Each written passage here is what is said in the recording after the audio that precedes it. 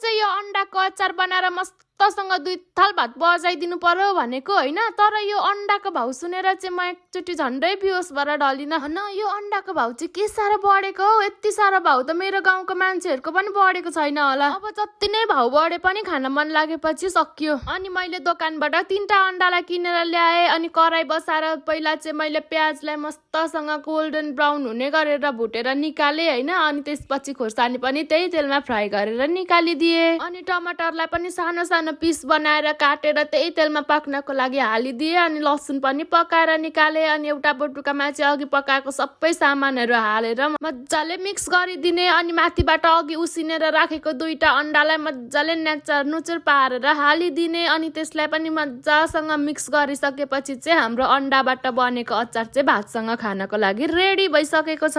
अनि भन्नु त साथीहरू, तपाईहरुकोतिर चाहिँ यो अन्डाको भाउ कसरी चल्दैछ, अनि कहिले तपाईहरुले अन्डाको अचार बनाएर खानु भएको छ? एकचोटि यो मेरो रेसिपी ट्राई गरेर हेर्नु त। केही सब्जी दाल बिना नै 2 थाल भात खानु भएन भने चाहिँ मेरो कमेन्ट बाएर मिठो भएन भन्दा हुन्छ है ल। अनि मैले मेरो छोरीलाई खानको लागि दिएको, उसलाई चाहिँ एकदमै मिठो लाग्यो अरे। यस्तै रेसिपी भिडियो हेर्नको लागि चाहिँ मुनाको भान्सालाई फलो गर्न नबिर्सिनु होला।